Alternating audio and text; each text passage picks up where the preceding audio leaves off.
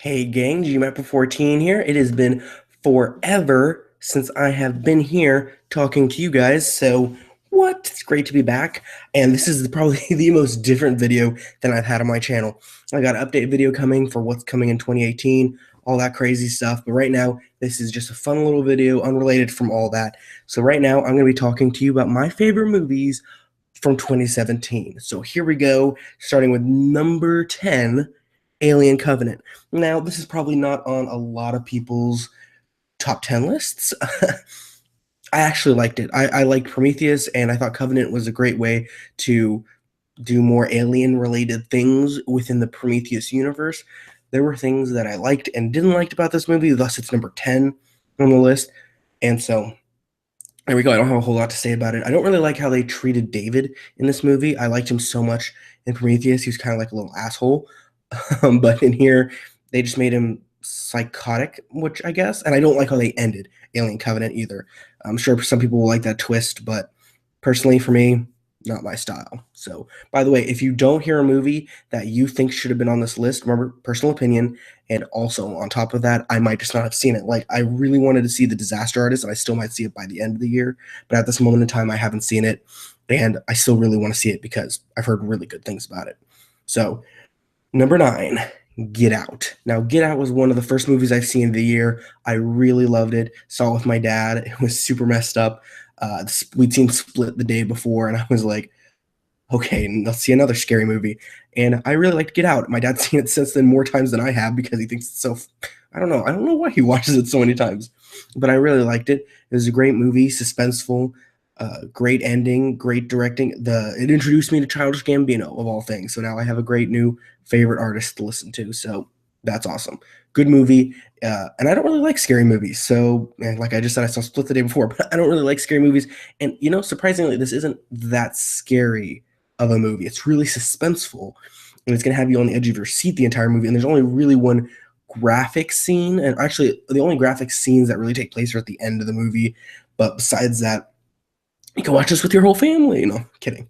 But it is a good movie, and I really recommend it. And I can't wait to see what we get next from that great director. Next up on the list, number 8, Baby Driver. I loved this movie. It was such a great action, getaway cab driver. I think this whole picking your own soundtrack for the movie thing, where they have like people listening to music or it's based on songs, that's a kind of getting cliched at this point, but I still like it personally. It gets me introduced to a lot more music that I wouldn't otherwise have heard because the director's tastes in music might be different than mine. So that's awesome.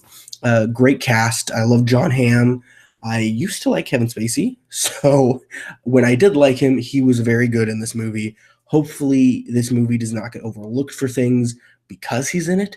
Hopefully, it still goes up for a lot of awards. Not that it needs to win them, but at least it gets recognized because, like I said, the direction is great. The acting is great from everyone, including Mr. Spacey at the time, And of course, the lead is amazing. And the girl who played I don't know any actresses or actors' names for this, but the girl did an amazing job too. It was just a really good movie. Lots of suspense, great music, and great acting from the entire cast. So it's a good one. Next up, don't hate me, don't blast us with dislikes. The Last Jedi. Now, at least I didn't put it last on the list as a number 10 because I'd be like, oh, Last Jedi, see? No, I'm kidding. I was disappointed by this movie. And actually, I have a hard time making top 10 lists because like my brain can't, like, once it gets to that finite of how much I like them, they're pretty close in proximity. So they're pretty much all interchangeable at some point.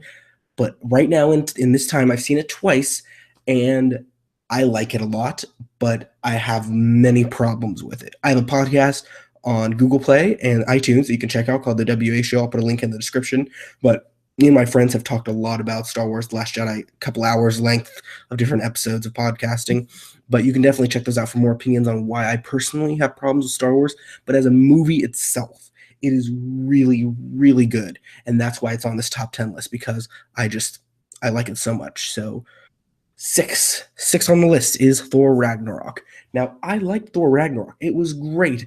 The trailers promised a lot more Jeff Goldblum. Didn't get that, sadly. I would have liked more of that. They promised us a Guardians of the Galaxy style soundtrack. We didn't get that. We only got one song that was played twice in the movie, which I guess okay. I mean, I liked it. And they also promised 80s nostalgia with like retro stuff, and we got some retro sounds, some retro sound effects and footage ish, but we didn't get a full lot of that. I'm sure if we would have got all those things, it would have been much higher on the list for me. But as it stands right now, great Thor movie, actually probably the best Thor movie, which wasn't hard anyways, and the most unique Marvel movie that I've had in quite a while to watch. And Marvel's been getting low on the list for me. I don't think there's another Marvel movie on this list, so that should say something there. Number five, don't hate me. Once again, this list is probably the most unconventional thing out of all the lists out there. Justice League. Yep, don't throw your tomatoes. I really like Justice League. Great casting for all of them, even Ben Affleck as Batman. There might have been a little too much humor because I personally liked the direction of the serious tone from the previous movies, but I did enjoy this movie. Great pacing, great quality, not really any dull moments in the film, and great acting from all the leads. I cannot wait to see what they do with this. The only problem, of course, is that it failed at the box office. You know, when you make close to $1 billion, that's failing nowadays, kids, which sucks. But hopefully they don't change up too much. I think they're talking about getting rid of Ben Affleck, which is okay, I guess, as long as you replace him with someone good. But at this point, I love Justice League. I'm a DC fan. I love DC way more than Marvel, and I'm totally okay with them having a higher spot on my list. Mentioning DC, number four, a movie that a lot of people have seemed to forgot came out this year, as we got two Lego movies, Lego Batman. If you love Batman, you can watch this movie 100 times and catch something new each time. There are so many cameos, inside jokes, parodies. It is freaking hilarious. I love this movie. Will Arnett does an incredible job as Batman. It's so funny, and you don't even have to be a Batman fan per se to enjoy this movie, especially after watching the original Lego movie. I was really scared. I did not like the Batman in that movie. I was like, okay, you're making fun of Batman, but I don't see what you're gaining from that. Like, what extra are you getting? Then they're like, we're making our own movie. No, thank you. I don't need that. But they gave it to us, and it was great. They did a really good job. The only thing I didn't like were the huge villains that they brought in. Like, I think Godzilla was one of them, or King Kong. And I was like, you have so many great Batman villains, you had to go to them. Like Sauron was another one, I believe. So I don't get that. But besides that, great movie, deserves a position on my list. We're getting to the top three, guys. So here we go. Logan. It's been a while. I own it now. I have seen it twice. And I also have the black and white version, which is freaking incredible, FYI. It's a great movie. It's gritty. It's got tons of violence. It's got a ton of great acting. It's got that Western feel. Plus, the trailer had the Johnny Cash song in it that everyone loves. So it's just like you take something perfect and you get something perfect. If you don't notice, a lot of these movies on my list are maybe a little darker, and I just like really dark films that go a lot with human emotion. And for the next two movies, you're going to see that. But about Logan, what I really liked is the human condition and the way Logan. I have not seen it in too long, so I'm going to be real rough. But Hugh Jackman does a great job, of course. And the little girl, forgive me for I should know her name because she was so good. She did an incredible job as his cloned daughter. That was amazing. The chemistry they had was perfect, and the ending was just beautiful. So, Logan, if you haven't seen it, go see it. It is incredible, and it does not feel like your typical superhero movie. I was looking at the list of movies that came out this year, and there were like three or four Disney Marvel movies that came out this year, and I was like, that might be too much. But Logan is not on that list because it's Fox. Well, technically they own whatever. That's not the point of this. But yes, Logan, go see it. Number two on the list, Coco by Pixar. Unpopular opinion, once again from William here.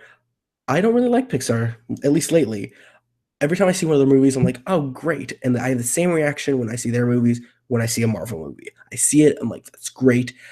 And then I don't watch it ever again. And I'm like, the more I think about it, the more I'm like, that was a very disposable, passable movie. And I did like The Good Dinosaur, and I liked the Emotions movie, but those again were also just passable films. Now, Coco, beautiful, not just the animation, just not the animation. That was incredible. The voice acting, incredible. The music, gorgeous. The story, emotional. everything. There were twists and turns in this movie that I did not see coming.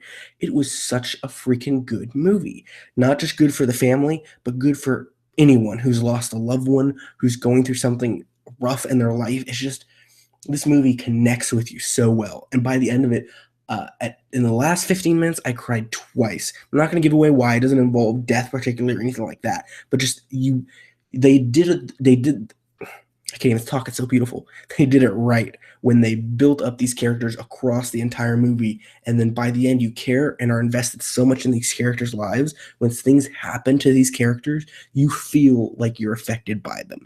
And that's an incredible job. I feel like they did that with The Good Dinosaur pretty well, but people didn't like that movie so much.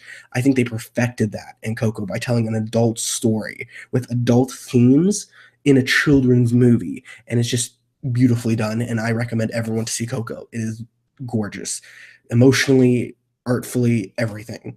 It's a great movie. Now we come to number 1, Blade Runner 2049. Now this movie was so good. I was so worried because Blade Runner is my favorite movie of all time, or up there at least. And when I heard they were making this movie, I was scared. I was like, you don't need to do that though. Like, you don't, because it held up very well. Then, of course, we got it, and it is great. I would almost say it's it's now in my top 5 favorite movies of all time. Like I said, that fluctuates, but right now it's up there, and I love it. The only problem, and I'll start with the problem, then say the good stuff. The only problem I had with this movie is, in fact, the music. Now, it's good, but you can't go up against the original music from Blade Runner. It's just so beautiful. And to this person's credit, they did not try to copy the music from the original, but then again, they didn't do something that was different enough that I personally liked it. It was very loud music, almost robotic a lot of the times, and I just feel like it didn't help the story so much. The only times I really noticed the music for in a good way were when they would reference music from the first movie and like play it subtly beneath it. And I was like, oh wow, that's really cool. Now you don't need to use the old music, but you need to do something different enough. Sadly, that's what the Star Wars movies have been doing, where they use the old music. But that's the different story. I really love the characters in Blade Runner. Of course, one of my favorite actors is in it. So, of course, Ryan Gosling's going to make me want to see this movie. But overall, Blade Runner 2049, great movie. Beautiful. It just exposes in the mind what it means to be human when people aren't human, but they are more human than humans. Totally bizarre thing I just said. But you see this movie and you'll be like, was Ryan Gosling more human than the guy who created the robots in the first place? Makes you think. And that sounds like the most stupid cliche sentence ever, but I'm not kidding. Blade Runner 2049 is freaking incredible, and I recommend anyone watch it. It did poorly at the box office for some reason because people said it was too long, and it's been, not only was the film too long, but it had been too long since the original Blade Runner, and even then, not a lot of people have seen the original Blade Runner. So all that combined, it just made for a movie that people were like, eh. Overall, I could have done without Harrison Ford. I loved Harrison Ford in the movie. Don't get me wrong; he had some of the best acting I've seen in years, including the Force Awakens, which he did all right in. But like I said, they threw it in there for nostalgia's sake. He did add to the story. It was good.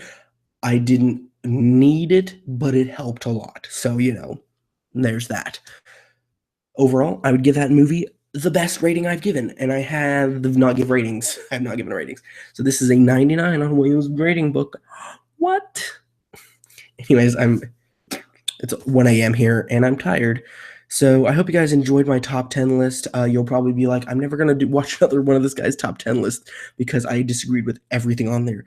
He had Alien Covenant, Justice League, and Lego Batman on a top 10 list in a year that included The Last Jedi and just other, and even Guardians of the Galaxy 2 did not make it on this list. So, I mean, crazy. But like I said, I have reasons for the things I said. These are my personal opinions. You can disagree with them. Hopefully you don't give me a dislike just because you don't agree. And if you want more like in-depth opinions about these movies, shoot me something in the comments. And if it's too much for me to talk about, I'll make another video explaining maybe a particular movie that you thought. I really want to make one about Blade Runner 2049 just because I've written a few essays about it for this semester for different classes, psychology classes, stuff like that. And I just love that movie so much. So I'd much rather explain it on a video to explain why he got my number one. So, anyways, thank you guys for watching. Like I said, update video coming soon. Thank you guys for being such great subscribers. And I'll see you around, guys. Merry Christmas. Late Merry Christmas, but you know what I mean.